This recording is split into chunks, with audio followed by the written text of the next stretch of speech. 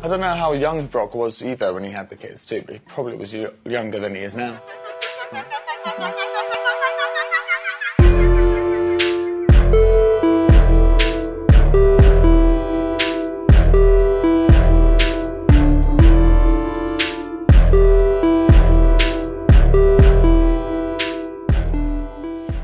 Hey everyone, welcome to another episode of Everyone's Business But Mine with me, Kara Berry, Vanderpump Rules, Real Houses of Beverly Hills, and Winter House recaps.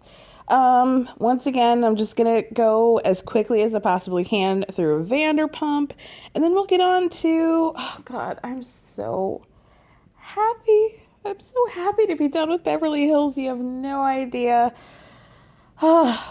Just a sigh of relief for all of us. But let's get into Vanderpump. So we start off the episode with Randall planning a poker night for the boys, and Lala tells Randall, after she left that event, Brock basically cornered her and spewed a bunch of stuff, like him having a restraining order put out by him, or by his baby mama, rather.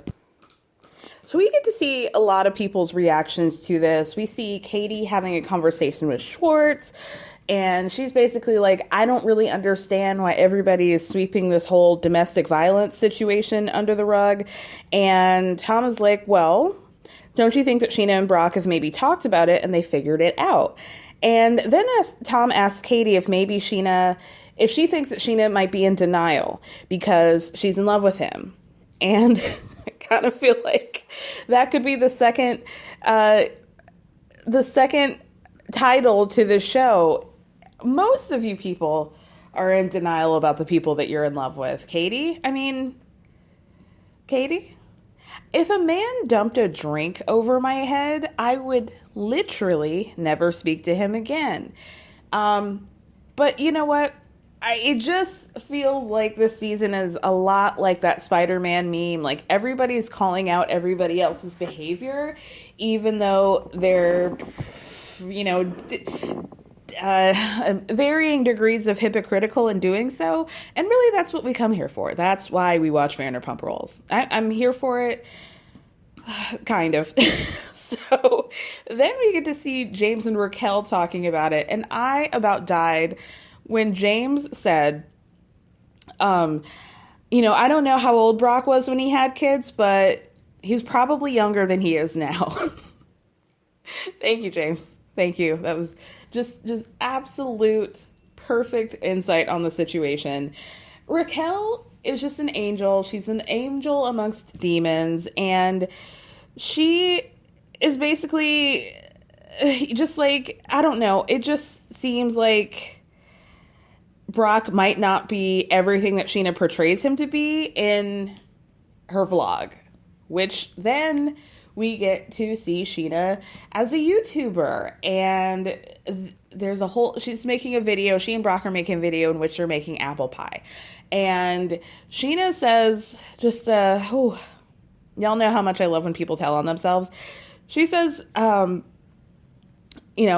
her track record with ex-boyfriends doesn't really bode well for her. So she uses YouTube as kind of an outlet so that people can see another side to she and Brock, because she wants to be able to show people the true, authentic version of herself, completely unedited, except by her. So then we see Scheana and Brock have a conversation about how maybe they should talk to Lisa. And I feel like this dynamic is very odd. I don't know why we're still deferring to Lisa as like the grande dame of Vanderpump Rules. I mean, I know why, because it's called Vanderpump Rules, but it's just very strange to me that they're that concerned about Lisa's opinion of Brock. Is this the end all be all? Is this I want her to approve situation? I'm curious as to why Brock is so invested in Lisa's approval. Is it because they know that... I mean, listen, problematic behavior has not stopped Lisa from taking somebody under her wing before. Basically every person that she's befriended, with the exception of probably Scheana and Raquel, have been highly problematic people. So he doesn't really need to worry about that. He just has to do the broken bird thing, and he's good as gold. Oh, wow. That was a pun that I did not intend. But I said it, and here it is. So here's a scene that I was confused about, but not too invested in it to relook and see what happened. So I'm just cobbling it together based on like my drug-addled mind and what I was able to parse out. So to my understanding, Raquel had a nose job, or she wanted to have a nose job, but the doctor just told her to do these nose exercises 14 times a day. So I guess there was an issue with her nose job. So she spoke to Lisa about it. Lisa gave her a recommendation to meet her doctor. And so Raquel and James go boxing because that's like an outlet for her, and James is looking for an outlet for his rage and fat phobia. So they go, and after boxing, they're talking about how, Lisa recommended this doctor. So James says that's great, but also he has some concerns. Raquel says, listen, I'm going to go see this doctor, but I am going to have to tell him the whole truth, which is that you bumped my nose, because I want him to know the whole story. And James flips out. He is like, oh, I don't want you to tell him that. Why is it necessary? Don't tell Lisa. Don't tell that doctor that I bumped your nose. Raquel says that this just happened because he leaned in for a kiss and got too aggressive and bumped her on her nose right after she got her cast off. But he's acting like they're going to think that he hit her or put hands on her. And I'm not sure why he took it to that extreme. His concern was concerning to me and confusing. I don't know why he was so upset, but it's almost like I had to let that go, because then he gets into this very strange territory. And I don't want to take up for James, but I think, given we just saw him say, I don't know how old Brock was when he had kids, but it was probably younger than he is now. I think James might have an issue with communication. I suspect that might be an issue with James. And so I think what he was trying to say was that I don't want you to go overboard with the surgeries, but what came out was horrific. And he basically just said, I don't want you... I like the way you look now. I don't want you to go too far with this nose. I just need you to know that you look good right now, and attraction's pretty important to me. In a confessional, he says, listen, I think Raquel is beautiful the way she is right now. I still get rock hard.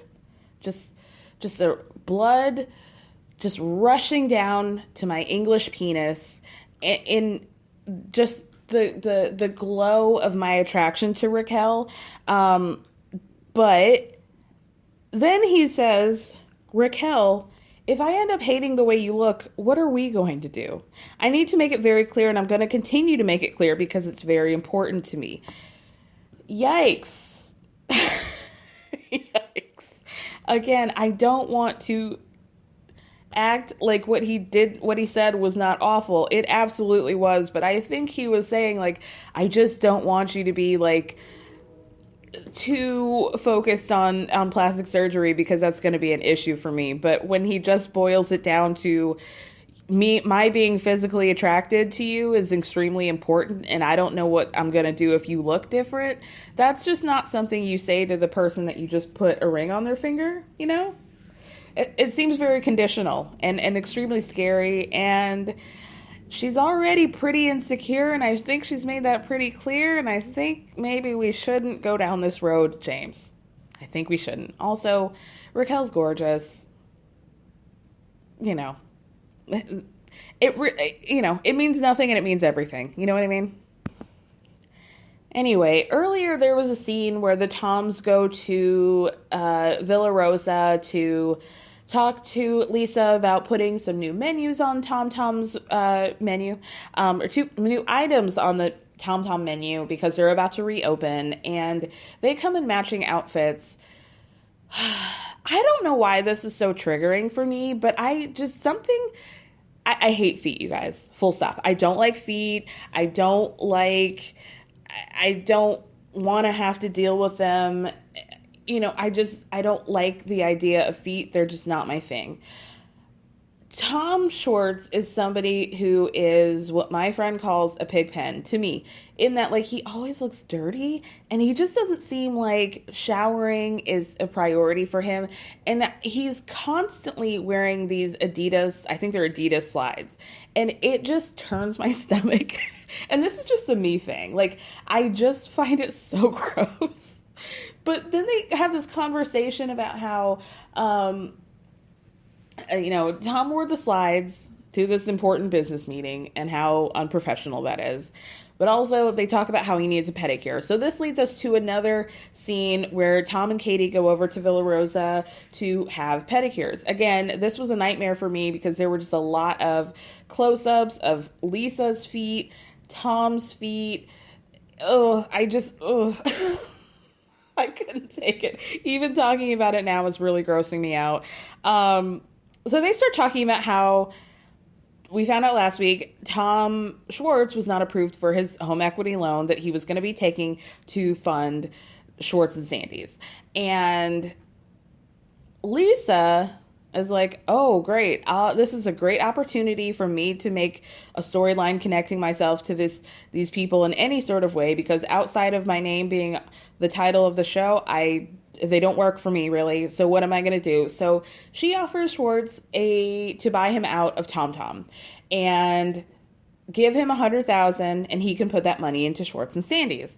Tom, the smartest thing that I've ever heard him say is, hey, TomTom's extremely important to me. There's not a chance in hell that I'm going to get this money from you. I'm not going to take the buyout. I'm going to stick in and just figure it out, right? He also mentions that during his application process for the home equity loan, that he thought that one thing was probably the thing that rejected him, which is that for occupation, he put MACtor, model/actor. Do you think he really did that, sir? So I don't know what people do on reality TV, like when they're applying for these loans. Like, what do you say you are? Maybe that's a better question. What do you say? Do you say reality TV or TV star, or entertainment? What do you say? I don't know. MACtor would not be it. MACtor would not be it. Anyway, at one point, just to make me feel better, I think the gods put in that they were sitting on these collapsible beach chairs, and it folded in on Schwartz, just completely made a Schwartz sandwich. And I appreciated that. It added some levity to the situation of all those feet. Moving on, we see Ariana go over to Lala's. So we found out earlier in the episode that Lala invited her to, or rather asked her to provide alcohol because she's sober. Fair enough, right? Confusing because they're not really friends. The last time they had a conversation, Lala was screaming at how they don't fuck with each other and they don't like each other, they're not friends, etc. So yeah, why are you inviting me to your house early to like have little chit chats that people do when it's usually designated for like BFF behavior, right? So Lala does recognize this, how awkward and weird it is that she invited her. But then she kind of brushes it under the rug and is just like, well, yeah, I mean, like, I'm just known to explode all the time. And, like, you got really triggered and pissed off at me, so we're fine. Is there a sorry in there or no? Okay. I just don't like how Lala takes no responsibility for her rage. Like, we're all just supposed to accept it as just a quirk of Lala. And, like, you can't get mad at her being mad at you. You just have to accept that she pops the fuck off sometimes, most of the time for bullshit or no reason at all. And it's just Lala, right? Like, that's just giving him Lala. And I just think people have given her a lot of passes on that. And I don't like that. I don't like that. I don't like that. I just want one black woman on this cast to just tell Lala, you're not black. You're not an alpha. You're not who you purport yourself to be. You can scream all you want, but that does not make you the HBIC. And that does not mean that, like, we're all just supposed to accept your rage blackouts, girl. No. Anyway, they kind of get along. Ariana says in a confessional that they've kind of sowed the seed of friendship. She doesn't know if it's going to bloom into a flower, but only time will tell. At one point, we also find out that this was the night of the boys' poker night. By boys, I mean men 35 and older, and James. And Lala has to mention that Khloe Kardashian, ever heard of her, gave Randall the nickname of Rebuy Randall when they did some sort of celebrity poker challenge that happened on Keeping Up with the Kardashians. A particularly boring episode of Keeping Up with the Kardashians, if I must say so myself. You know who else calls Randall Rebuy Randall? The IRS girl. Anyway, do you think that Khloe even remembers Randall? She might. Khloe really takes in like the flop reality dregs of reality Bravo stars. Like, why is she friends with Kim Zolciak and Brielle? Like, I know why. I know that they snuck in through Malika. I know that, but still, why? You know? It just doesn't feel right. It's like, they're like unlikely animal friendships. Like, but not in a cute way, you know? Not in a cute way. It's like a porcupine and a snake being friends. Like, that's not like a duck and a kitten, you know? It's just kind of like, well, that's weird. And then you move on, you know? That's Kim and Khloe. Kim Bierman and Khloe. Anyway, so it's time for the boys' night, and Sandoval shows up looking like a Bond villain. And that really made me sad. He's really, like, I've been loving his wardrobe journey. This was a bridge too far for me. But fortunately, the thing that was more sad was that Jesse Metcalfe of Desperate Housewives fame showed up, and I guess he's friends with Randall. And, like, here's my question. Is it worse that Jesse Metcalfe came on the show, or is it worse that he came on the show? You know what I mean? Like, is it worse for him, or is it worse for the show that he made an appearance? Hard to say. Anyway, I don't really give a shit about poker night, whatever.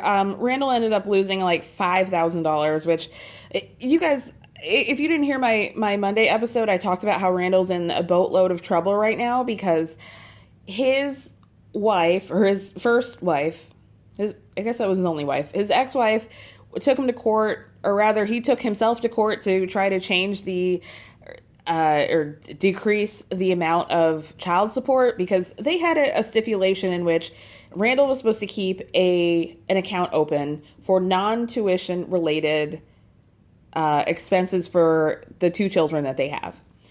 That bank account was supposed to always have $50,000 in the account. And so Randall went to the courts and said, because of the pandemic, he wasn't able to produce movies in 2020 like he used to, and he was not doing well financially, and so he wanted to eliminate that $50,000 bank account. He also owes money to the IRS, and he's on a payment plan with the IRS and American Express for, I think, $25,000 a month, 15 in one, 10 in the other. So he's not doing great. Not doing great. So, like, seeing him just blow $5,000 on a bunch of dudes that didn't even know really how to play poker that well is just sad, you know? But I'm happy that Jesse Metcalfe made $1,700 that night, because it's probably been a long time since that happened, you know? I don't really know how long that John Tucker Must Die money is really working out for him. Anyway, back at Lala's house, she's having the girls over, and they sit down for dinner outside. Charlie's back, by the way. She provided her own dinner because we know she has, her food issues. And she was like, I brought my own because I really felt like Lala was not sensitive to my food issues and she was not going to be accommodating. So she brought her own food, but she asked for hot sauce. So she goes inside to get the hot sauce. I love this little moment of Sheena starting to talk in a very Sheena way about her boyfriend. Now, this partner. we know how Sheena does. She has a tendency to talk up the partners because inevitably somebody or most people or all people don't like whoever she's with at this point. So she tells these cutesy stories, and I could just tell that, like, as soon as she started the story about how she had bought her ex, was it Adam? She bought Adam, or she adopted a penguin in his name, but then when she got with Brock, he didn't know, but he adopted a koala for her from the zoo. And you could just tell that Ariana was like, no, I'm not listening to the story again. I've heard it 7 too many times. So I'm just going to go help Charlie find that hot sauce. Bye. I just love that she was like, no, I'm not sitting down for this. I got to go. So then who else gets up? Oh, Sheena then gets up to figure out where Charlie and Ariana have been because they've been inside for a while. And then Katie and Lala, with Raquel as a bystander, start talking about the whole Brock situation again. So Katie, correctly, I have to admit, does say that this whole situation with Brock doesn't really make sense. How information is being rolled out, and it's like one thing for him to not see his kids, but then it's quite another to find out why. Okay, why do you not see the kids? Because you owe child support. Why are you not paying child support? Because you figure you can't see the kids, so you're not going to pay them anyway. Well, that doesn't make sense either. So, fair enough. I have a lot of questions about that too. And Raquel says in a confessional that, like, listen, Brock's already been put on trial. I don't understand why we need to be doing it again. And when everybody comes back, they decide to get changed, to go into the hot tub. And Raquel takes Sheena aside and says, hey, when you were inside the house, they were talking about Brock. And she tells her the whole situation. And Raquel says, I think the kindest and most, I don't want to say level-headed, but just like direct, straight and narrow thing that she says, which is, it's not like you're dating this man, Sheena. You have a baby with him. You have this commitment to him. And I just think it's really unfair of everybody to question, like, your judgment on who Brock is. Fortunately, I've never been in this situation myself where I feel like there has been, or I've heard about an incident in which my friend's partner was abusive. I don't know what I would do, but if I'm thinking about the friends that I know, of course you're concerned, and of course you just want to make sure that your friend is okay. But then also, Raquel is right, like, where is the trust for your friend that they're making the right decision? At what point are you not being fair to Sheena? And it's getting into unfair territory, maybe not so much with the other women, but definitely with Lala. Sheena says that somebody who actually cared about her, like if Lala actually cared about her, she wouldn't be bringing that stuff up. She kind of thinks that Lala's concern is bullshit. And in a confessional, Sheena says that she doesn't understand what the obsession with Brock is, because when Lala brought it up the first time at Lisa's house, Sheena asked her to stop and talking about it, and she told her she would. So the girls get into the hot tub, and Katie tells Sheena, oh, my mom had a gift for the baby for you, and I was going to give it to Brock, but then when I got home, I found out that Brock had left early, so sorry. And Sheena says, listen, no offense to you, Lala, but I texted Brock and was like, why the fuck did you tell her that? And Lala was like, yeah, I agree. I don't know why he told me that either. Sheena says that Brock just gave Lala the highlights of information, and that Lala took that information and ran with it. Lala says, I stand by the fact that I'm not coming for you, Sheena. And Sheena says, I just wish you would trust my judgment and know that I'm not going to have a baby with somebody who I think is a terrible person. But another thing that's frustrating to me is that this is our second year of our relationship, and why did you not bring this up in the first year we were together? Lala says it's because she didn't know. And so Sheena says, well, you didn't know he had 2 kids? And Lala says, I knew he had 2 kids, but I wasn't going to judge him for that because so does Randall. But, And I thought it was, here's where she got weird. She's like, I thought it was great that I was going to have a friend who was ready to step up and be a stepmother. And it's like, what the fuck does that have to do with anything?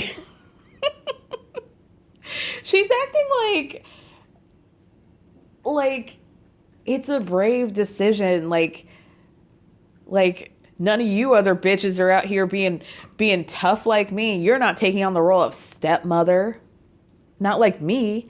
And I was just grateful that somebody else was going to do it. And it's like, you don't get a gold star for being a stepmom, girl. Like, what? It was just a very weird argument to bring up with regard to this. But then she goes on to say that Brock just dropped that he hadn't seen his kids in 4 years and says to Sheena, do you just expect us to think that that was no big deal?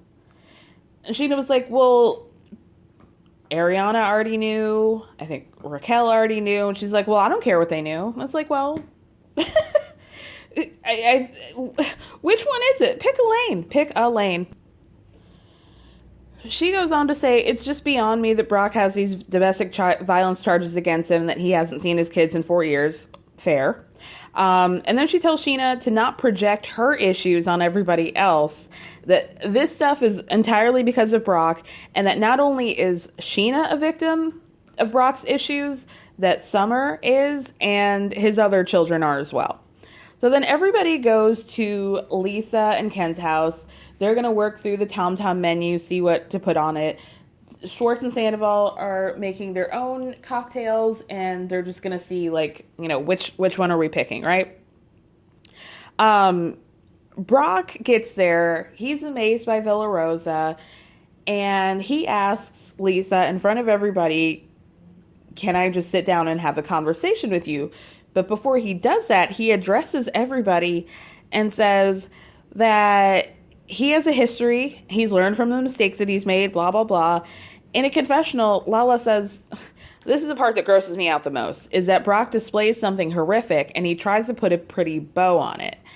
So Tom Schwartz comes out with a drink to put back on the menu. This is the drink that he created.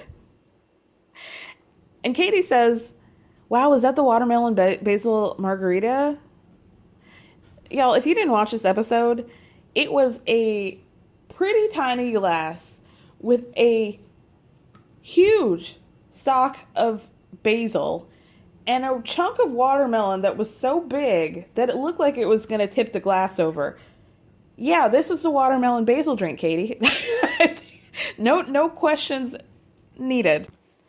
It looked really pretty, but baby, that was a stupid question, hun. Anyway, so Lisa and Brock then sit down, and Brock says that it was important for them to sit down because he wanted to tell her about his past and prove that he wasn't the person he was 10 years ago.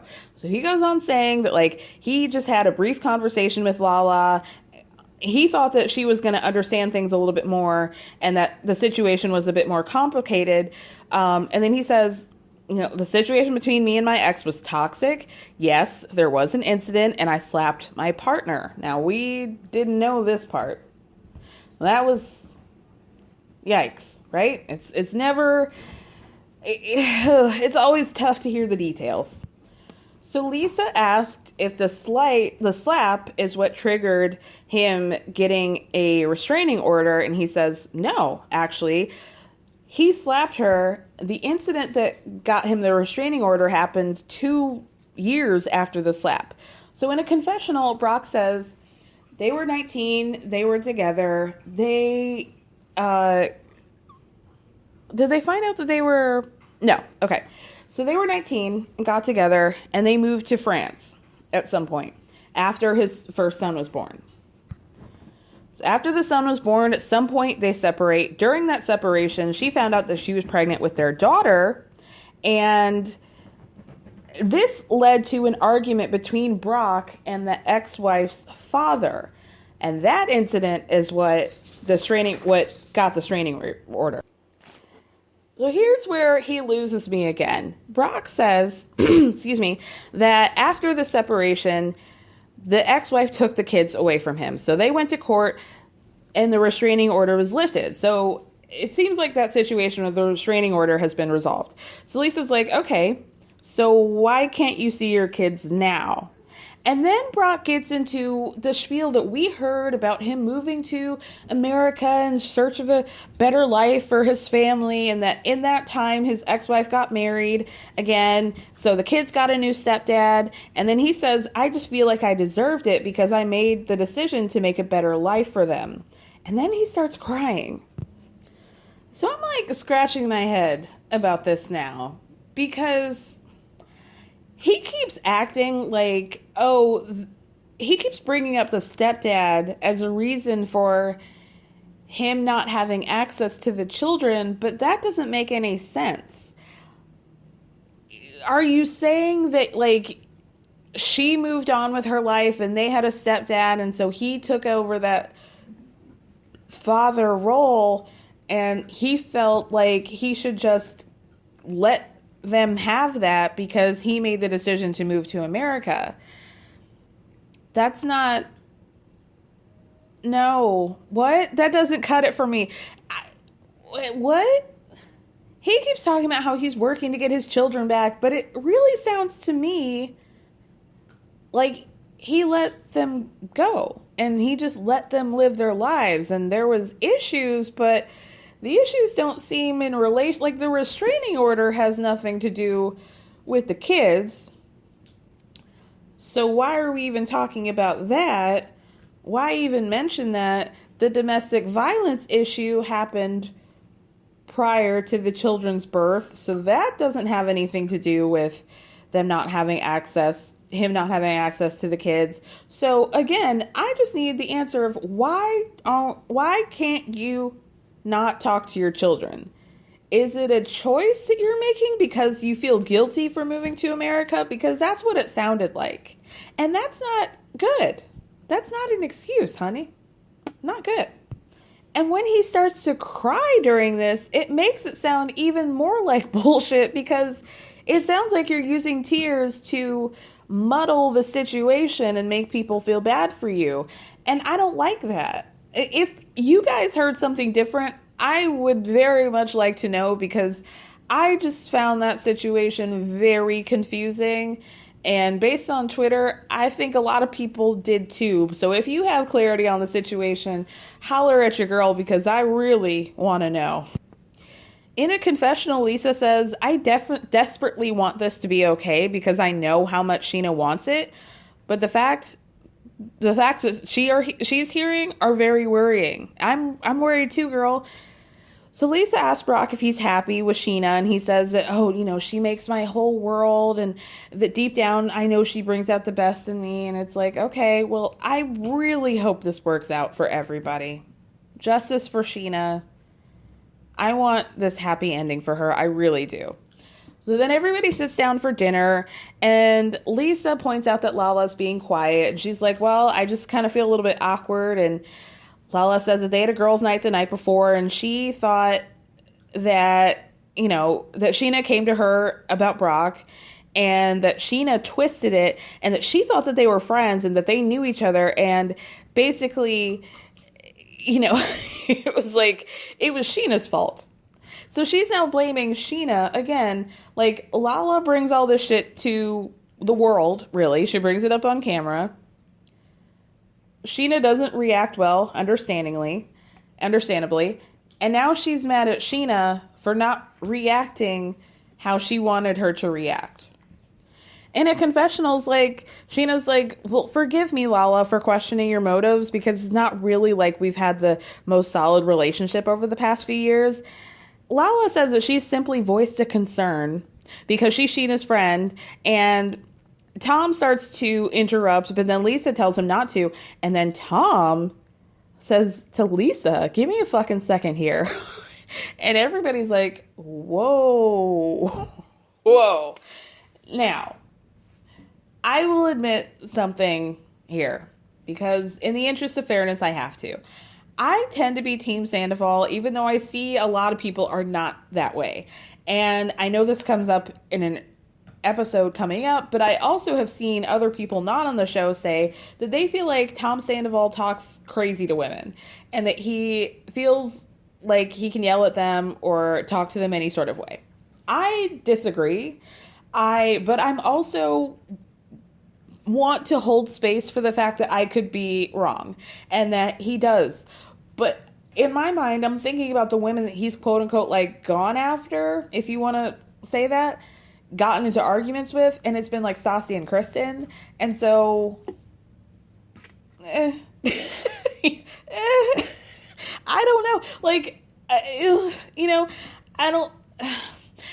I as we move into this like society in which we are supposed to be equal, I think that I have maybe a more open-minded stance towards men and women getting into disagreements, because I've always had a group of friends that have been, you know, men and women in almost equal parts, and we've never really had volatile relationships. But I feel like if my guy friends were to come to me, I wouldn't feel particularly personally like it was inappropriate because they're men. That's just me, and that's the history that I have with these men that I trust, right? But I could also see that like people who don't have that, or even if they do, might feel some type of way about a man yelling at a woman, and that's entirely their right. I just don't always subscribe to that, but I don't want to be blind to it either. So like if you think that like Tom is going at these women in a way that is inappropriate, then I would like to hear from you as well. I'm totally willing to hear that. With that being said, telling Lisa to like give me a fucking second was way out of pocket. That was for sure, unequivocally, like wrong. I don't know what he was doing. Wild. And he was right. He needed to apologize to her in that moment. I would have been more pissed than Lisa than she was, for sure. So anyway, Lala then turns to Scheana to finish what she's going to say, and she says that she's extremely hurt by Scheana. Okay.